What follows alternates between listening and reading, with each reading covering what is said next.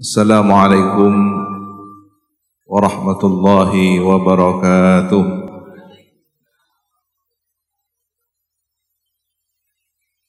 Bismillahi ma sya'allah la yasuqul khaira illallah.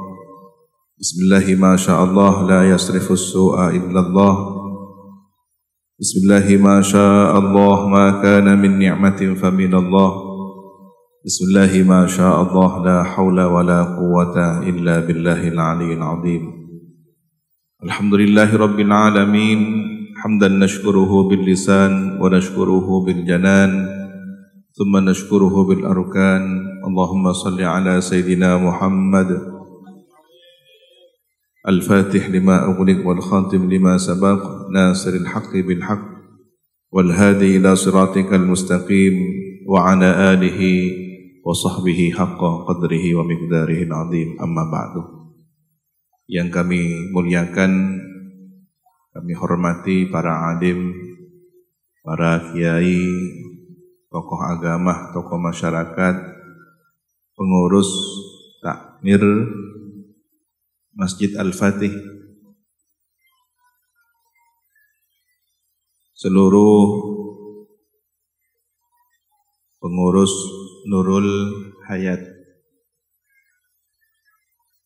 tokoh masyarakat, pengurus NU, mungkin juga dari beberapa ormas lain yang hadir, seluruhnya kaum muslimin, muslimat, hafidhakumullah jami'an. Semoga kita senantiasa dijaga oleh Allah Subhanahu wa taala. Dalam kesempatan yang baik ini,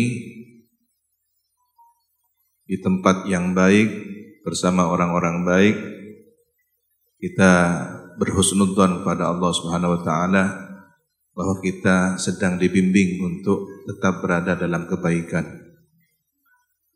Tema yang dipilih tentang pentingnya urgensitas Sirah Nabawi adalah terinspirasi dari kitab Abuya Sayyid Muhammad Ibni Alawi Al-Maliki, Dzikrayat wa Munasabat.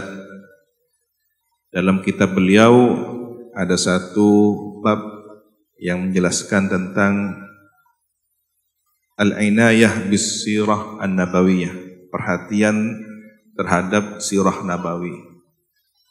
Sejak dahulu para ulama kita, ulama kaum muslimin, telah menunjukkan dalam catatan sejarahnya, beliau, para ulama kita sangat memperhatikan bagaimana umat ini senantiasa terhubung dengan sosok teladan pembimbing utama umat Islam, baginda Nabi Muhammad SAW. Kemudian beliau menjelaskan, Sayyid Muhammad bin Ali Al-Maliki, bahwa perhatian para ulama, para imam salafus saleh terhadap profil atau biografi, manaqib atau sejarah kehidupan baginda Nabi Muhammad SAW terbukti pada sejumlah karya tulis dari kalangan ulama tersebut yang membahas tentang Sirah Nabawi. Kemudian, apakah pentingnya kita membuka kitab Sirah Nabawi dalam kehidupan kita? Bukankah itu adalah peristiwa masa lalu? Sementara kita ini akan terus berjalan menuju masa depan.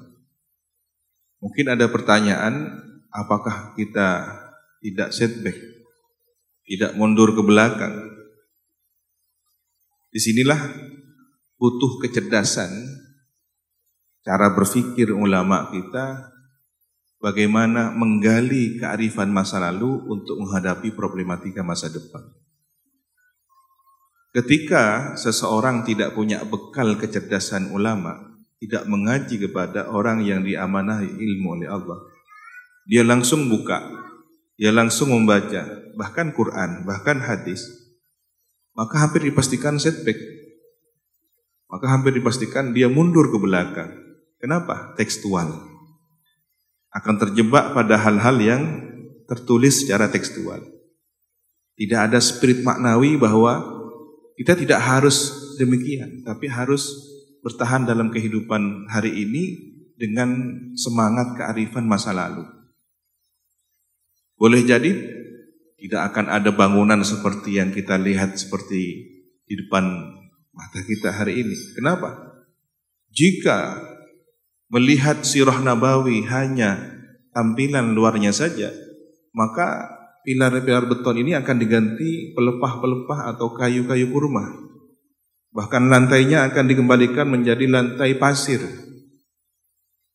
Lalu pakaian kita akan berubah menjadi pakaian 14 abad yang silam. Tapi berkah dari ulama kita dengan usul fikihnya, dengan ijtihad yang menghasilkan fikih, maka bimbingan masa lalu 14 masa lalu yang silam itu akan menyinari kehidupan kita hari ini tanpa harus kita bertabrakan dengan peradaban modern. Ini yang dibutuhkan, pemahaman sirah Nabawi. Kemudian yang kedua yang ingin kami sampaikan juga bahwa sirah Nabawi ini adalah kehidupan seorang manusia yang paripurna, insan kamil. Sehingga ada sebagian ulama menyebutkan kehidupan Nabi adalah madrasah. Bagaimana madrasah? Ya ada jenjang kelasnya. Umumnya kalau di pesantren madrasah itu ya 6 tahun untuk ibtidaiyah. Nah, kita ambil singkat saja. Usia Nabi 63 tahun. Kalau dibagi menjadi 6 maka ada 10 tahun pertama, 10 tahun kedua, 10 tahun ketiga, 10 tahun keempat, kelima dan keenam. Nah, bagian-bagian 10 tahun ini akan menjadi materi pelajaran bagi kehidupan kita. Anak yang sedang berusia 0 tahun hingga 10 tahun. Bagaimana mendidik? Bagaimana kehidupan baginda Nabi di masa itu? Nabi bukan kemudian manusia superpower yang memang betul-betul terpisah dari kehidupan manusia lainnya. Tidak. Nabi bermain-main. Nabi diasuh. Nabi hidup dalam kehidupan yang layaknya manusia. Tetapi dalam usia-usia tertentu itu ada keteladanan. Terlahir tanpa bisa melihat sosok ayahnya yang tercinta. Karena beliau ditinggal wafat pada saat dalam kandungan. Usia 6 tahun harus kehilangan ibunda tercinta. Kemudian diasuh oleh kakeknya. Tidak berapa lama ditinggal wafat oleh kakeknya. Diasuh oleh pamannya. Anak yang bagaimanakah terdidik dari satu peristiwa ke peristiwa ini? Kalau bahasa para ulama kita, ini adalah rencana Allah Subhanahu wa taala. By design.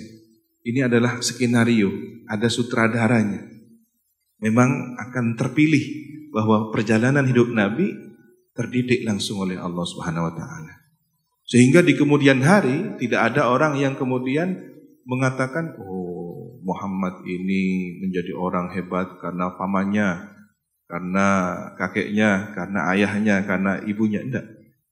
Tetapi akan ada pertanyaan, man addabaka ya Rasulullah? Siapakah yang mendidik engkau ya Rasulullah sehingga sehebat ini? Tidak pernah disekolahkan ke sekolah favorit dengan biaya termahal. Tidak pernah disekolahkan di sekolah yang mungkin orang-orang intelektual dengan bibit genetika anak cerdas. Tapi Nabi hidup sebagaimana layaknya anak-anak seusia itu. Bahkan ketika masa menyusui, Nabi ada di kabilah Bani Sa'ad. Kita harus belajar bagaimana kabilah ini. Satu kabilah, suku yang masih mempertahankan kebudayaan. Bahasanya bahasa yang masih fasih. Tidak tercampur oleh perpaduan antar budaya. Sementara Mekah, di situ ada orang Syam, ada orang Yaman, ada orang Afrika, ada orang berbagai suku bangsa dari negara-negara yang berdagang di Mekah. Metropolitan, perdagangan, terminal perdagangan. Sehingga bahasa yang ada di sana mungkin sudah tidak lagi semurni bahasa kabilah Bani Sa'ad yang sedikit agak jauh dari kota Mekah. Berarti anak usia 1 hingga sekian tahun ini harus ada di lingkungan yang kondusif, steril, tidak terkontaminasi oleh berbagai budaya-budaya asing yang merusak karakter. Ini ilmu ya, kajian tentang pendidikan anak. Kemudian yang dipilih adalah seorang ibu susuan yang masih memiliki kultur budaya tradisional, kemudian makanan sehari-harinya adalah makanan yang dari alam, dari kebun, dari ternak, sehingga asupan gizinya ada keberkahan di sana. Ya. Siapa Sayyidatuna Halimatus Sa'diyah itu? Di awal kisahnya adalah seorang wanita yang ketika itu butuh modal biaya hidup sehingga harus menawarkan jasa menyusui. Bukan orang yang kemudian bukan orang yang kemudian mewah, kaya, enggak. Tapi orang yang sangat-sangat sederhana bahkan secara ekonomi. Tetapi punya peradaban, punya akhlakul karimah, punya komunitas kabilah yang steril. Jadi pendidikan itu tidak harus mewah. Tetapi pendidikan itu adalah hal yang sangat menjaga nilai karakter kemanusiaan. Anak tidak lepas dari fitrahnya. Usia 11 tahun hingga 20 tahun. Bagaimana Nabi juga ikut berjuang ketika ada perang kabilah. Diceritakan dalam Sirah Nabawi, Nabi ikut mempersiapkan senjata, ya, anak panah untuk paman-paman beliau yang sedang berperang. Berarti anak remaja yang ikut aktif dalam perang nasionalisme. Tidak ketinggalan zaman, tidak hilang dari peradaban, tidak hilang dari sejarah. Hadir dalam sejarah itu. Walaupun masih disebut kategori zaman jahiliyah ketika itu. 20 tahun hingga 30 tahun, seorang wirausaha yang teguh, yang memiliki jiwa mandiri, diberi modal oleh seorang saudagar kaya, yang kemudian menjadi istri beliau di kemudian hari, Sayyidatuna Khadijah Al-Kubra. Sepertiga permodalan di Mekah ada di tangan beliau. Seperti apa kekayaannya wanita mulia ini? Tetapi tidak sederhana bahwa Siti Khadijah cantik, mulia, kaya raya, seorang janda. Tidak sebatas itu. Ternyata ketika Siti Khadijah melihat Nabi, membaca tentang prediksi masa kehidupan beliau, ngaji kepada guru spiritualnya yang tidak lain adalah sepupu beliau, Waraqah bin Naufal. Siapa orang ini? Ada tanda-tanda istimewa. Belajar. Ini akan menjadi pemimpin masa depan. Disitulah Siti Khadijah jatuh cinta tidak hanya kepada fisik Nabi, kecerdasan Nabi, muda usianya, tapi ada kematangan yang sedang dipersiapkan oleh Allah Subhanahu wa taala. Usia 20 hingga 30 tahun ini Nabi tampil sebagai seorang yang memiliki bakat kepemimpinan. Buktinya mempersatukan kabilah pada usia 30 tahun. Dengan cerdas ketika terjadi perebutan bagaimana kabilah nyaris berperang hanya gara-gara siapa yang paling layak meletakkan Hajar Aswad. Di saat pasca renovasi Ka'bah ada perbaikan setelah banjir atau apa, ada perbaikan dan tinggal satu batu mulia, batu surga yang belum dikembalikan ke tempatnya. Kenapa? Karena terjadi perselisihan. Siapakah kabilah yang paling layak dan terhormat untuk meletakkannya? Nyaris terjadi peperangan karena semua pemimpin kabilah mengaku dan merasa pantas dirinya meletakkan itu. Ada satu kesepakatan. Apa? Ini. Mereka terbimbing untuk menunjuk Nabi. Kita lihat siapakah besok pagi dini hari yang masuk ke Masjidil Haram. Itulah orang yang akan menentukan keputusan kepada kita semua. Perselisihan yang terjadi, di antara kita. Sudah diintip siapakah. Tanpa diberitahu, Nabi dengan sangat lugu dan istiqomah memang pada jam-jam itu beliau sedang bermunajat kepada Allah. Datang. Masuk kepada ini dia. Begitu yang terlihat adalah Nabi, hampir semua orang bahagia. Hadzal amin. Hadzal amin. Ini orang terpercaya, al-amin. Jadi masyarakat jahiliyah sebelum kenabian sudah memberikan gelar kehormatan kepada baginda Nabi Muhammad al-amin. Nah, untuk membangun kepercayaan kan butuh bukti.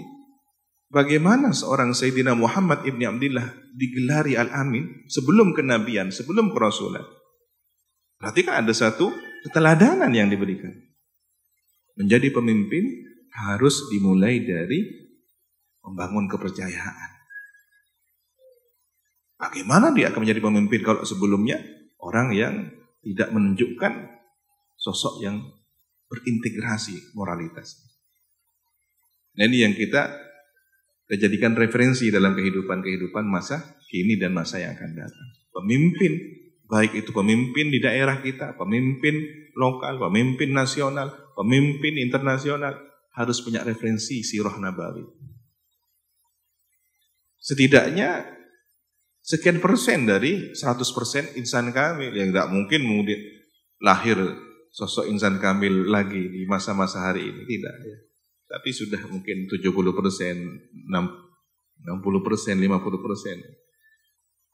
Itu yang harus kita lihat realitasnya. Nah, di usia inilah Nabi kemudian menunjukkan potensi kepemimpinannya. Beliau meminta lembar kain besar, ya. Kemudian semua orang pemimpin kabilah diberi kesempatan ikut andil, merasa bersama-sama. Semua pemegang tepi kain itu. Tinggal siapakah yang akan meletakkan batu mulia ini? Orang yang hatinya, hati masyarakat sudah ridho kepada orang ini. Sudah bersatu pada orang ini. Semua kan ridho. Kalau orang ini yang menentukan kebijakan, kami ridho semua. Inilah pemersatu yang berangkat dari hati. Sehingga orang tidak harus voting. Tidak, tapi hatinya yang kemudian secara nurani memilih Nabi sebagai al-amin. Begitu Nabi yang mengangkat Hajar Aswad ke kain itu, semua ridho. Semua merasa ikut berperan. Karena memegang kuat-kuat, diangkat. Sebagai bukti kebersamaan. Diangkat kuat-kuat, dibawa, digotong menuju letak Hajar Aswad itu. Inilah Nabi. Pemimpin yang tidak meninggalkan tokoh-tokoh lainnya. Pemimpin yang mengajak orang ikut bersama-sama, ikut andil dalam suatu perjuangan, satu pondasi peradaban bernama Hajar Aswad dalam bangunan Ka'bah. Ini sebuah contoh potret kehidupan bahwa ketika bapak bangsa kita, pendiri negeri ini, mendirikan negara, tidak sendirian seorang Bung Karno, tidak sendirian seorang Bu Hatta, tapi ingat di situ ada fatwa-fatwa Ki Hasyim Asy'ari, ada fatwa-fatwa para tokoh-tokoh Islam lainnya dari Muhammadiyah, dari Syariat, dari SI, dari tokoh-tokoh lain yang ikut andil memberikan sumbangsi pemikiran. Bagaimana Pancasila lahir dari satu pikiran bersama. Oh, ini tidak pantas di nomor 5, sebaiknya di nomor 1. Yang semula ketuhanan Maha Esa ada di nomor 5 menjadi nomor 1, hasil kesepakatan bersama. Ini ditambah kalimatnya, ini dikurangi kalimatnya, disepakati. Nah, contoh ini berangkat dari inspirasi sejarah masa silam. Ini yang kita butuhkan dalam kehidupan berbangsa dan bernegara. Tokoh yang terinspirasi pada sirah nabawi. Maka umat Islam akan menemukan jati dirinya. Umat Islam tidak akan terbelah lagi. Kenapa? Dalam pikiran alam bawah sadarnya yang utama dan terpenting bukan menonjolkan jati dirinya, bukan menonjolkan kekabilahan atau dalam bahasa kekinian adalah ormasnya, partainya, kesukuannya, dan mungkin background pendidikannya. Kita ini terjebak dalam kejahilian modern, ya. Kalau di zaman dahulu ada suku-suku, ada kebilahan yang sangat fanatik. Kita hari ini terjebak dengan fanatisme asal sukunya mungkin. Sama-sama Jawa, sama-sama Madura, sama-sama Sunda dan semacamnya. Kita terjebak dengan fanatisme asal alma maternya mungkin. Ini alma mater mana? Ini sekolah mana? Sehingga dalam membangun bangsa ini hanya kelompok-kelompok itu saja. Ini siapa partainya? Ini organisasi mana? Tidak melihat negara kesatuan Republik Indonesia. Dari Sabang sampai Merauke. Bahaya kalau kemudian kita terjebak dalam kejahilian modern untuk menjaga, merawat satu anugerah besar Allah bernama Negara Kesatuan Republik Indonesia. Ini contoh relasi bagaimana kita menafsirkan ulang, memahami ulang sirah nabawi dalam kehidupan kita hari ini dalam berbangsa negara. Di usia 30 hingga 40 tahun, Nabi merefleksikan hidup. Nabi melihat fenomena kejahilian yang luar biasa. Rentenir, sistem perdagangan yang sudah batil, bainal haqqi wal batil, sudah campur baur. Dagang dianggap sama dengan rentenir, rentenir dianggap sama dengan perdagangan. Kemudian membunuh anak perempuan adalah hal yang biasa, karena untuk menutup aib seorang bapak di mata masyarakat, di sosialnya. Hari ini kita melihat bagaimana pembunuhan anak itu dalam bentuk lain, aborsi misalnya. Begitu juga tentang keberhalaan di tempat yang suci, Baitullah, ada di sekitar itu 300-an berhala, belum di dalam Ka'bah. Nah, hari ini berhala itu mungkin simbol. Berhala itu adalah apa yang menjadi pengagungan dalam diri kita. Fanatisme terhadap kebendaan-kebendaan, jabatan, atau bahkan sosok manusia yang kita berhalakan melebihi Allah Subhanahu wa taala. Nah, ini yang harus dikeluarkan, ya. Jadi yang dibongkar oleh Nabi, yang dikeluarkan oleh Nabi adalah benda-benda keberhalaan ini. Buktinya apa? Ada benda-benda tertentu yang tidak diberhalakan hingga hari ini ada di dalam Ka'bah. Karena bukan persoalan itu, tetapi ada satu keyakinan yang dihilangkan oleh Nabi. Bersamaan dengan dikeluarkannya, dihancurkannya hal-hal materi berbentuk berhala itu. Boleh jadi jabatan kita hari ini adalah berhala. Boleh jadi usaha kita ini adalah berhala. Kekayaan kita hari ini adalah berhala. Status sosial kita hari ini adalah berhala. Boleh jadi follower yang banyak adalah berhala. Subscribe yang banyak adalah berhala. Ya. Subscribe-nya banyak. Dan popularitas adalah berhala. Ini dalam bentuk maknawi yang kita bisa refleksikan. Di usia itu, antara 30-40 tahun, Nabi melakukan satu renungan di tempat yang sangat sunyi. Dikirim oleh Siti Khadijah, naik turun. Bayangkan usia Siti Khadijah yang tidak lagi muda. Hampir beberapa hari sekali naik ke atas untuk mengirim makanan. Disuap suaminya. Turun lagi, membiarkan sang suami untuk merenung. Tahanus. Penting. Diam untuk berpikir. Bukan diam tidak beraktivitas. Bukan diam meninggalkan, menumbuhkan ketidakpedulian. Tapi diam untuk peduli. Diamnya Nabi di Gua Hira adalah untuk kepedulian. Disitulah kemudian terbimbing oleh satu nur cahaya. Jabal Nur, turunlah An-Nur Al-Quran. Iqra' bismi rabbikal ladzi khalaq. Apa yang pertama kali disampaikan? Bacalah. Padahal Nabi seorang yang al-ummi, tidak baca tulis. Bukan karena kekurangan, tapi ini adalah rencana masa depan yang sangat mulia. Bahwa Nabi ditakdir tidak baca tulis, agar tidak ada tuduhan bahwa Quran adalah karya Nabi. Bagaimana orang yang tidak bisa baca tulis bisa menciptakan Al-Quran? Disitulah semakin kuat menunjukkan bahwa Al-Quran benar-benar dari Allah Subhanahu wa ta'ala. Bukan karya sastra. Kemudian, apa yang selanjutnya Nabi lakukan? Menunggu perintah petunjuk dari An-Nur ini. Petunjuk ini, Al-Quran. Satu persatu diturunkan. Jadi kurikulum kehidupan adalah Al-Quran. Kalau kita ingin memulai perjuangan, apa langkah pertama? Iqra, baca situasi, baca karakter, baca fenomena zaman, baca segala hal yang ada dalam sekitar kehidupan kita, peristiwa-peristiwa ini.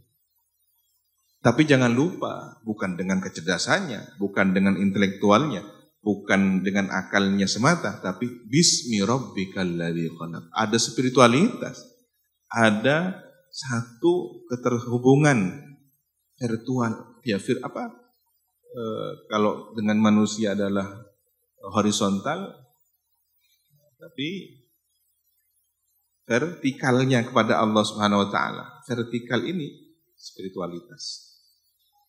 Sebagaimana sholat adalah pilar imaduddin, Ka'bah memiliki ketersambungan dengan Baitul Ma'mur, maka manusia pun yang sedang terhubung dalam sholatnya, dalam ibadahnya, dalam munajatnya, dia terhubung dengan Zat yang Maha Tinggi.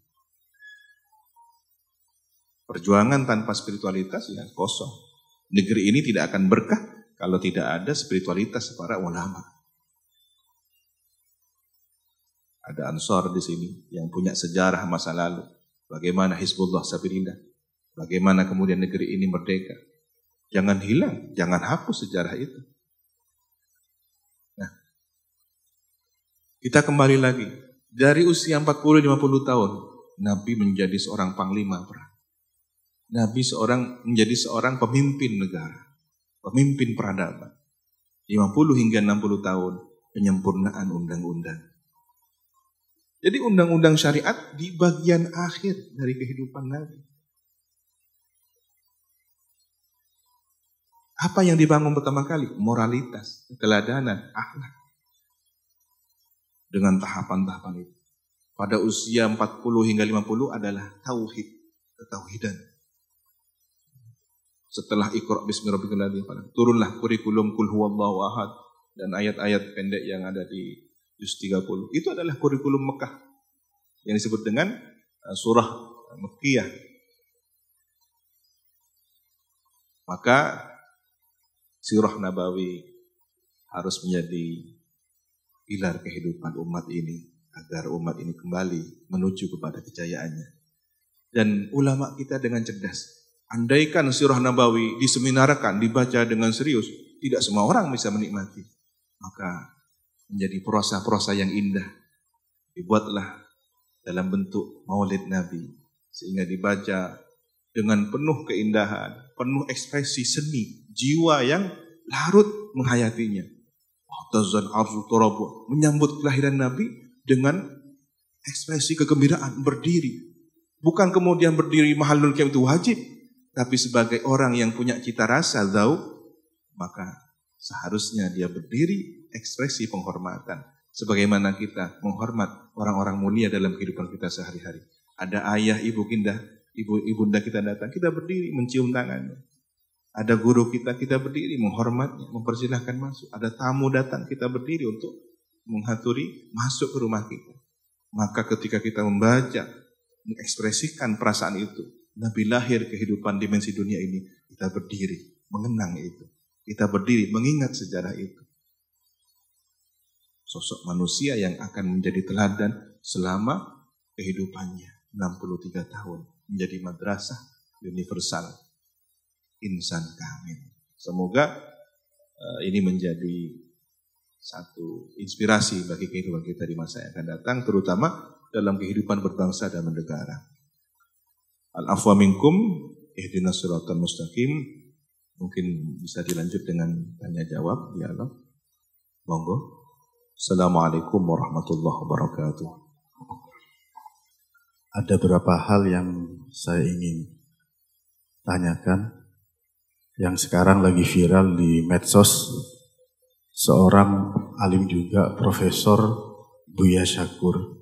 Dengan siapa ini? Saya Ibrahim, tapi Ibrahim.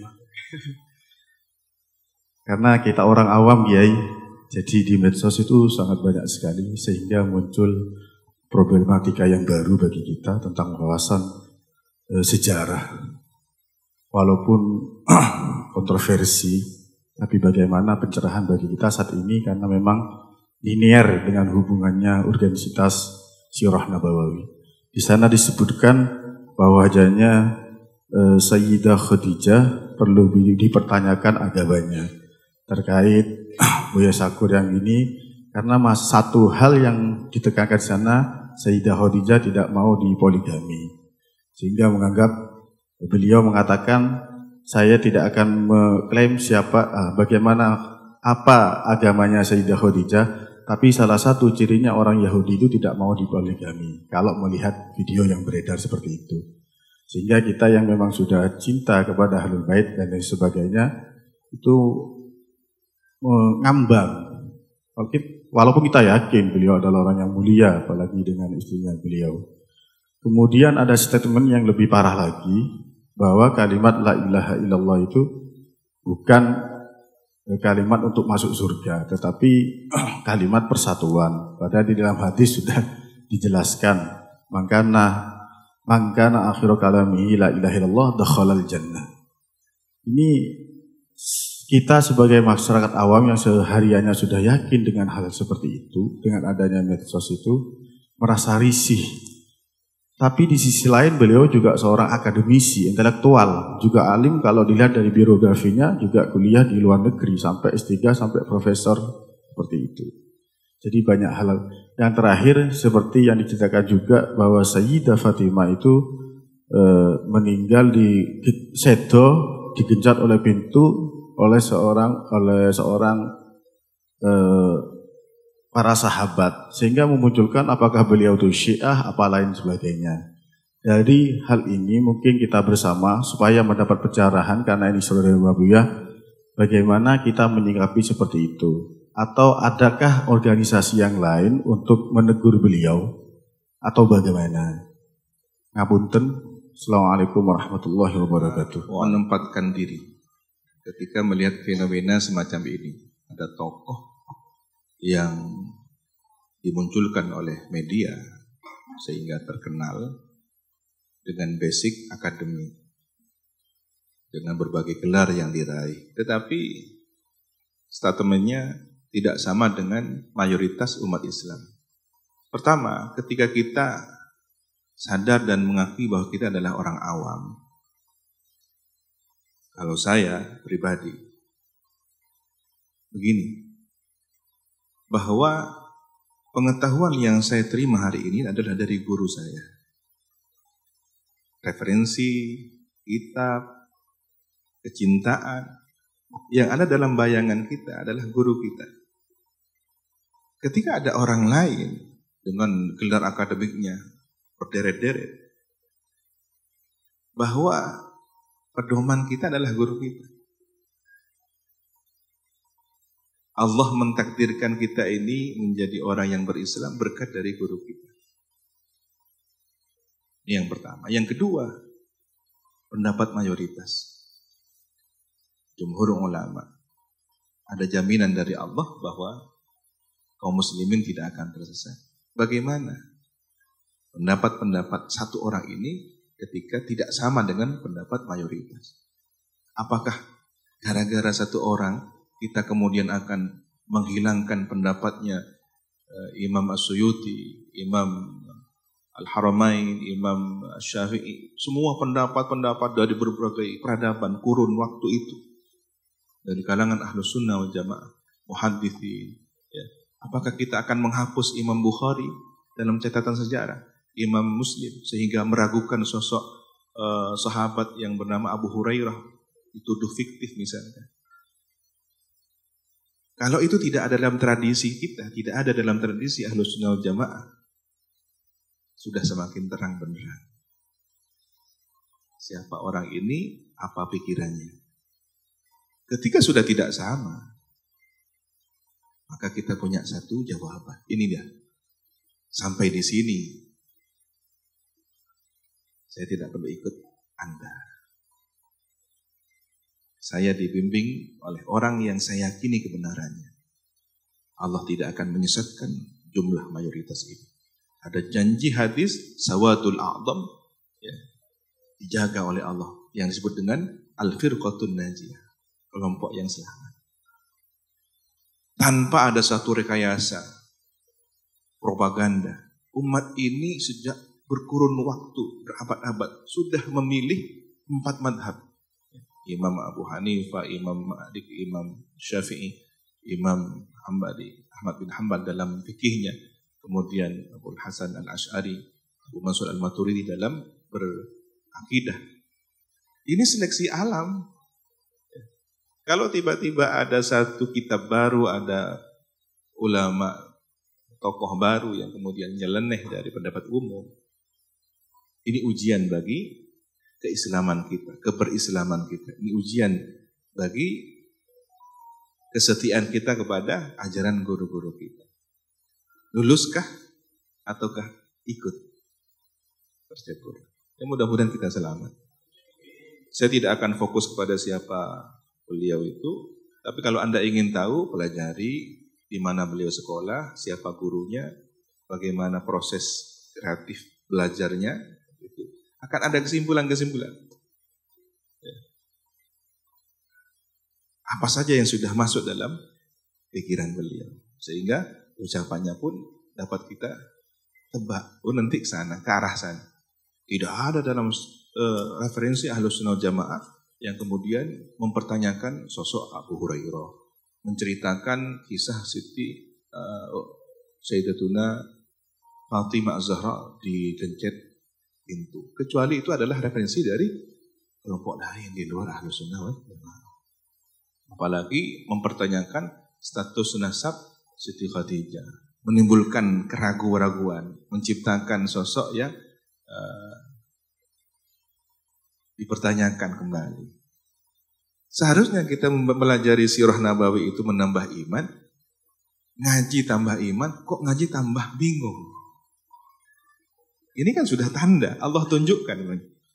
Aku suwe melok ngaji, aman, tenang, hati asrep.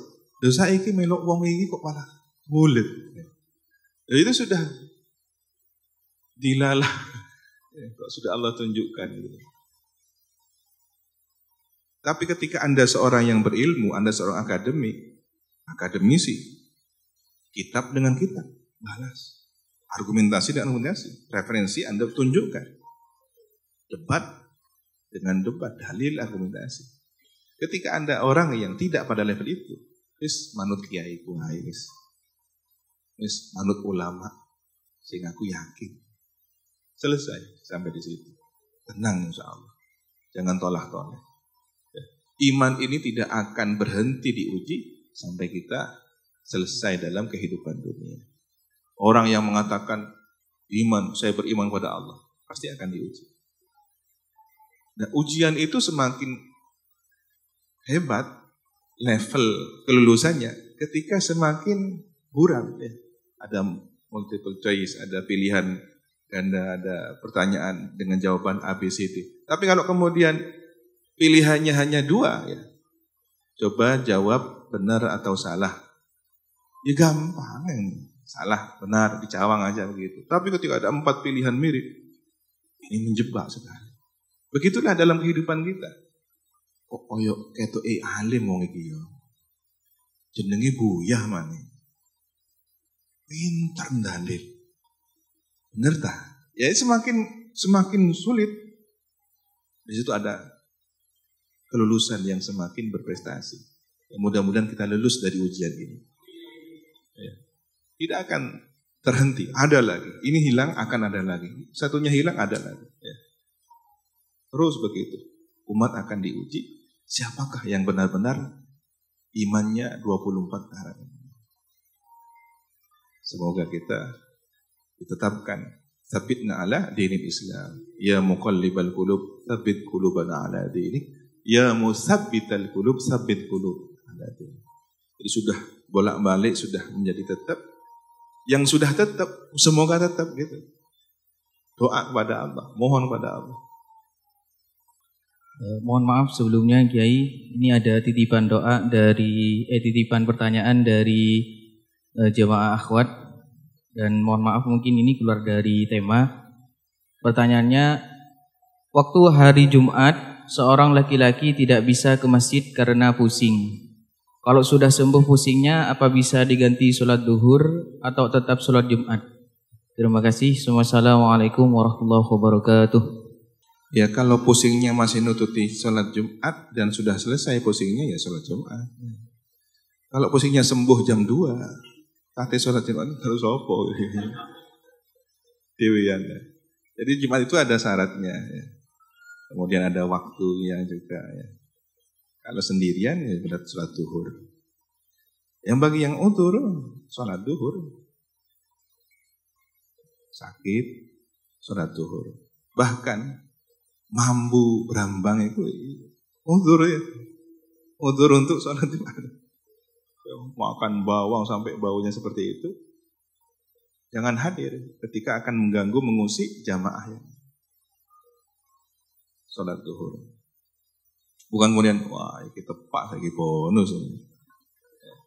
Pengen gak sholat Jumat malah makan sate, sak berambang. Itu helah itu. Rekayasa. Mohon maaf, kami mungkin bisa dikatakan tamu yang tidak diundang. Sinten namanya? Muhammad Amin Tamimi. Pertanyaan kami seperti halnya yang disampaikan oleh beliau tadi, bahwasanya Nabi Muhammad pada waktu menerima wahyu yang pertama dengan kalimat Iqra, beliaunya menjawab ma'ana biqari, saya tidak bisa membaca. Sementara nampaknya menjadi persoalan yang sangat viral, mungkin bapak-bapak saudara paham yang istilah yang kami maksud, yaitu istilah ummi. Ada yang mengatakan Sayyidil Ummi, betul-betul Nabi itu memang orang yang bodoh. Kemudian ada sebagian mengatakan tidak rela dan tak ridho kalau dikatakan predikat itu melekat kepada Nabi, yaitu Ummi, yaitu bodoh. Jadi pertanyaan kami, bagaimana menurut penilaian Pak Yai atau definisi Pak Yai yang itu istilahkan Ummi, sehingga tidak membingungkan kepada umat yang tidak mengerti, yang cuma sekedar duet ya. Kalau cuma itu banyak yang dianggap cuma bicara di medsos. Nah ini kalau tidak dijelaskan persoalannya, itu akan membuat kebingungan daripada umat dengan istilah ummi. Mungkin itu yang bisa kami sampaikan. Ini juga bisa mengurangi ta'zim kita kepada Sayyidil Wujud, insan kamil, baginda Nabi Muhammad SAW. Nabi kan sempurna. Nabi kan didesain oleh Allah menjadi teladan. Kalau kemudian ada sifat yang kurang pada diri Nabi, ini menjadi pertanyaan. Masuk kemudian orang yang akan diikuti oleh umat, jutaan, ribuan, miliar umat sepanjang zaman, haruskah ditakdir menjadi seorang yang al-ummi? Tapi kita tidak sepakat bahwa al-ummi diterjemahkan bodoh ya. Al-jahal itu bahasa Arab dari bodoh. Tapi kalau al-ummi tidak baca tulis, ya. Apakah tidak baca tulis itu pasti bodoh? Nah ini. Sementara ada ulama yang kemudian memaknainya al-ummi dari dinisbatkan kepada Ummul Qura, bahwa Nabi adalah al-ummi, orang yang lahir di Ummul Qura Mekah. Itu lebih menyelamatkan kita. Sementara tidak baca tulisnya Nabi bukan kekurangan. Bukti-bukti bahwa Nabi tidak baca tulis ketika ada surat diajukan oleh Nabi tentang Sulhul Hudaybiyah. Di situ ada nama yang harus dihapus. Pihak lawan, pihak musuh tidak setuju kalau kemudian Muhammad Rasulullah. Saya tidak tahu, tidak kenal ini. Yang saya tahu Muhammad bin Abdullah. Hapus. Sayyidina Ali tidak mau. Tapi dengan tawaduknya dan strategi masa depan, Nabi yang minta tunjuk mana yang ada lafaz tulisan Rasulullah. Ini ya Rasulullah. Maka yang menghapus tangan Nabi yang mulia sendiri. Jadi ketika memaknai al-ummi dalam pendekatan arti tidak baca tulis, jangan timbul konotasinya ini kelemahan, ini adalah kebodohan, bukan. Tapi sebagai penjagaan dari Allah agar Al-Quran tidak dituduh sebagai karya tulis Nabi. Maka al-umminya Nabi Muhammad bukan untuk merendahkan, tapi al-umminya Nabi Muhammad untuk mengangkat derajat beliau pada posisi selamat dari tuduhan-tuduhan yang tidak benar. Begitu yang diajarkan oleh guru-guru kami. Nah, sementara yang lebih selamat lagi, al-ummi diartikan orang yang berbangsa Ummul Qura, lahir di Mekah. Jadi tambah tinggi lagi adab kita kepada Nabi Muhammad. Jadi hindari penerjemahan al-ummi menjadi bodoh. Tidak. Sifat yang seorang para nabi itu apa? Siddiq, amanat, tabligh, fatanah. Tidak mungkin kemudian kizib, khianat, jahil, balda. Ya. Tidak mungkin kan itu. Jadi kita luruskan makna al-ummi sebagai cara Allah untuk menjaga Nabi sehingga Al-Quran tidak dituduh karya tulis beliau. Itu yang diajarkan oleh guru-guru kami pada posisi penjelasan seperti itu.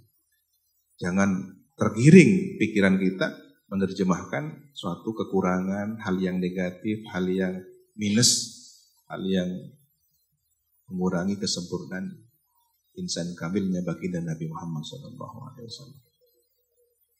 Ya. Bagaimana manusia super cerdas ini bisa kemudian merekam Al-Quran ya, tanpa proses baca tulis. Ini kan kecerdasan luar biasa. Dan bagaimana kemudian Nabi yang al-ummi ini bisa melahirkan manusia terdidik, cerdas, dan pandai menulis. Apakah bukan suatu kehebatan? Ya. Gurunya diciptakan oleh Allah memiliki kelebihan tidak baca tulis, tapi murid-muridnya menjadi penulis-penulis handal. Lahir kaligrafi yang luar biasa di kemudian hari. Apakah ini kekurangan? Tidak, justru ini kehebatan Nabi yang didesain oleh Allah sebagai penjagaan beliau. Ini yang bisa kami sampaikan. Mohon maaf atas keterlambatan kami hadir di tempat ini yang tertulis jam 8 baru hadir di tempat ini jam 9 lebih. Al-afwa minkum ihdinas siratal mustaqim wa sallallahu ala sayyidina Muhammadin wa ala alihi wa sahbihi wasallam. Alhamdulillahirabbil alamin. Allahumma anfa'na bima 'allamtana wa 'allimna alladhi yanfa'una wa zidna ilma wa zidna ilma wa zidna ilma walhamdulillahi ala kulli hal. Allahumma aftah lana futuhal 'arifin. Allahumma arinal haqqa haqqan warzuqna ittiba'ah wa arinal batila batilan warzuqna ijtinabah. Radina billahi rabba wa bil islami dina wa bi sayyidina Muhammadin sallallahu alaihi wasallam nabiyya wa rasula. Rabbana hab lana min ladunka rahmah wa hayyi lana min amrina rasyada. Rabbana atina fid dunya hasanah wa fil akhirati hasanah wa qina adzaban nar. Subhanakallahumma wa bihamdika ashhadu an la ilaha illa anta astaghfiruka wa atubu ilaik. Wa sallallahu ala sayyidina Muhammadin wa ala alihi wa sahbihi wasallam. Walhamdulillahi rabbil alamin. Wassalamualaikum warahmatullahi wabarakatuh.